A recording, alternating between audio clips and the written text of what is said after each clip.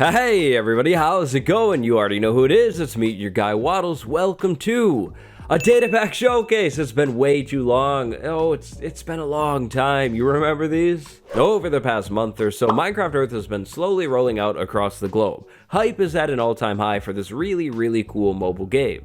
Now, if you played Minecraft Earth at all, you know that there are a few unique mobs in the game that aren't in vanilla Minecraft. Today, that all changes with the help of one handy datapack. Today we're taking a look at a really cool datapack by log.zip & co that adds 4 Minecraft Earth mobs into Minecraft. It's super easy to use, and these mobs actually add some new mechanics into the game as well, which is pretty cool. As always, if you liked today's video and you'd like to see more datapacks in your sub feed, make sure you leave a like on this one. Oh, and you should subscribe if you haven't subscribed yet. So we'll start with an overview, then we'll break down the features. This datapack adds 4 new mobs into the game. The first mob is known as the Cluck Shroom. Next, we have the Muddy Pig. Then we have the really cool Moo Bloom. And last but not least, we have the Mob of Me, which is basically, actually it's going to be a secret for now. Sorry about that. Now, aside from those 4 mobs, this datapack also adds in some items. These are the items right here. They're all obtainable in survival, which is really cool. If you'd like to check this datapack out for yourself, I'll leave a link down in the description. That link is going to take you to log.zip's initial video on this, and then down way at the bottom of his description is the download link to this datapack.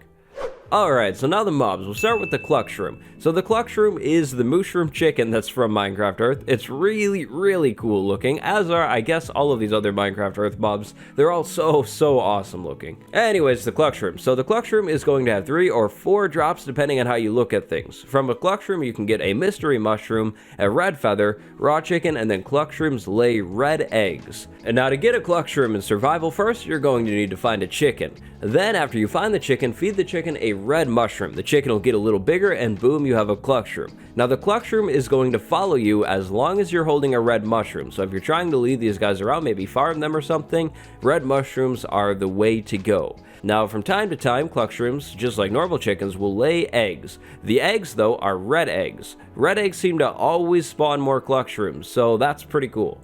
Now once you're done with the Cluck Shroom, you can go ahead and kill it just like normal, but it seems that it's kind of a little hard to hit, so just be patient. Cluck Shrooms can drop, like I said, raw chicken, mystery mushrooms, red feathers, and they can drop normal feathers. Kind of forgot that part. Now the red feather and the mystery mushroom are going to do almost the same exact thing, only to different things, if that makes sense. So if we use a red feather on a mob in our world, the mob will get a random effect. It looks like this mob just got hurt, or maybe it has... what is that, weakness? So we'll do it again to this cow, and this time the cow has poison. That is definitely poison. Now the mystery mushroom. The mystery mushroom is for us, and it's basically a suspicious stew. You eat the thing and you get a random effect. This time I got, what is that, a hunger? Yeah, I got hunger from that one, so didn't really win that lottery. Sometimes the effects will be good, sometimes they'll be bad. We'll give it a go with another one. What do we get this time? We get strength, or resistance. That's pretty cool. That's really, yeah, that's a good one. And one final one, just for the heck of it. What do we get? Do we get something good or bad? I think we got more hunger. I think that one gave us hunger again. And that is just about everything that the Cluck Shroom does. Alright, so next up we have the Muddy Pig. Check out this guy right here. He looks so cool. And oh, I fell into something. So, the Muddy Pig is going to have 2 main drops, and it actually has a special block that comes along with it. The block, the stuff is mud. So to find a Muddy Pig in survival, first we need to check out this brand new mechanic that I've got to say I absolutely love. So find a lake in your world and then throw dirt into the lake, just plain old dirt. Once the dirt hits the water will actually turn into mud, which is seriously so cool. This is something that I would love to see in the vanilla game. Now, you can actually walk in mud. If you step into the mud, you'll be moved down into the block, and the stuff is kind of hard to get out of, so just be careful. Try to not fall into mud. But anyways, find some water and turn some of it into mud. Then lure a normal Minecraft pig onto the mud and then wait. If the pig doesn't move from the single block, then it'll turn into a muddy pig. If it moves, the process is kind of ruined and reset. So you might need to try a few times to get this done.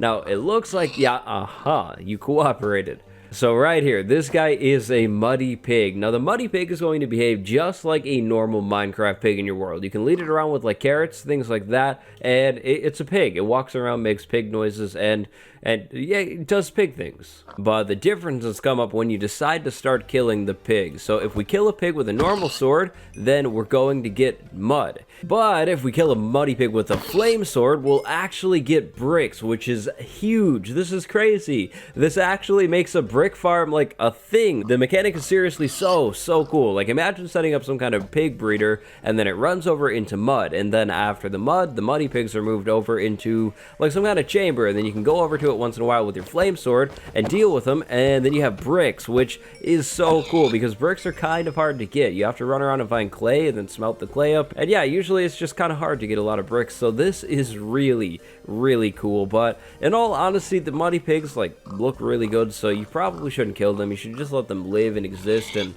do their thing. They're so cool looking. Now in survival, you can actually harvest mud with either a shovel or you can just dig the stuff up with your hand. Either of those are going to work. Then you'll get the mud item. And then inside of a crafting table, you can take the mud item or 4 of those items to make a single mud block. So the stuff is obtainable in survival and craftable in survival, which is really cool. But that actually does it for our guy, the muddy pig. So let's go ahead and move on to the next mob, which is, of course, none other than the Moo Bloom. So the Moo Bloom is probably the coolest mob in this data pack. It's got a lot of really cool mechanics tied to the thing. The Moo Bloom is going to have 4 separate drops, and then it has 2 items tied to it. Getting a Moo Bloom in survival is going to be really easy. So find a cow in your world, and then go ahead and feed the cow a dandelion, and boom, you have a Moo Bloom. Now this Moo Bloom will follow you as long as you are holding a dandelion in your hand. So that's how you lead the guy around, but pay attention to where the Moo Bloom is walking. You see anything like all over this field actually? Yeah. Yeah, there's like kind of a lot of dandelions all over this place. And that is because of the Moo Bloom. So wherever a Moo Bloom walks, a dandelion will be planted. This is a really cool mechanic. This means making a dandelion farm for whatever reason, maybe you need like a lot of yellow dye, gets really easy. But if you don't like this whole flower everywhere thing, you can go ahead and shear your Moo Bloom and it will turn back to a normal cow. Now the Moo Bloom has 4 different drops. It can drop beef and leather just like a normal cow, but then these guys can also drop dandelions and yellow petals. Alright, so do the trick, drop the, do the trick, the dandelions please, sir.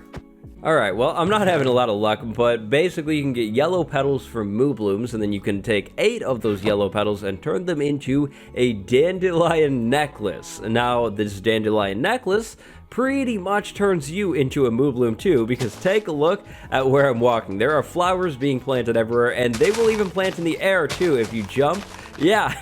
So yeah, you can turn yourself into pretty much a flower farm too, which is really crazy. But that's not the only cool thing about the dandelion necklace. So not only does it look like really good, the texture is amazing, but it also adds a little bit of armor. So take a look at my armor bar. I've got 2.5 full right now. If I decide to swap this thing for an iron chest plate, my armor only goes up a half rating, which is really crazy. So this dandelion necklace is providing almost as much protection as a chest plate. How does it work? I don't know. Don't ask. It just works. Oh, and if you wear the thing while you're flying, it's gonna make dandelions too, but a lot of them are gonna break, so yeah, it's a thing. Now, there is another mechanic. You can milk a Moo Bloom for a dandelion stew, but I don't know. It's not really working. I'm just getting mushroom stew. But if you can actually get the dandelion stew, it should despawn phantoms at nighttime if you're tired, but it'll make you nauseous, so be careful. And now, last but not least, we have one final mob, but to find this mob, we actually need to die. So if we die, and then we go back to where we died, we'll see that this guy is there now. This is the mob of me. So if you played Minecraft Earth at all, you know that some of the build plates have little figures where you can actually put yourself inside of your build plate. It's seriously really cool. That's what this is trying to recreate. Now, the mob of me is really cool because it can actually wear heads. So if you're trying to create some kind of statue or something, get a mob of me in your world and then put a head on it, and there you go. You can wear dragon heads, zombie heads, skeleton skulls, creeper heads, wither skulls, and the normal player head, which actually means you can give yourself custom player heads and then have statues in your world. So there we go. We have a statue of me in the world. That's pretty cool. Why? I don't know. Now, if we go ahead and let this mob of me out, it will actually walk around too. So you can have like a moving statue of somebody in your world. It's pretty crazy. You can put a dragon head on it, and yeah, a walking dragon. Why? But also, I guess why not? So they're really cool and all, but I have one big warning with the mob of me statue. So if you kill it, it's meant to go away, but this mob of me is not here. It is still in the world, and then there's another one over here. So yeah, be careful about getting a bunch of these in your world. I don't know how you can like get rid of them. Actually, I tried reloading the data pack, didn't work. So yep, it's a thing, big bug. So just know about it. But I think that just about does it for today's Minecraft Earth data pack showcase. What do you think about the data pack? I think it's really cool, and I would love to see these Minecraft Earth mobs actually implemented into the vanilla game one day. When I found out about this data pack, I thought it was really cool, and I thought some of the mechanics were really cool as well. Again, slide down to the description. There's a download link down there. You check it out for yourself if you want. Leave a like for more data pack videos, subscribe if you haven't yet to see more content just like this video here, and check the description for the links to all of my things, like my Twitter and my Instagram. You should drop a follow, my Patreon if you want to support me, and then the merch. That stuff's down there too. My name is Waddles, and until next time, stay cool, gamers. I'll see you in the next one. Goodbye, everybody.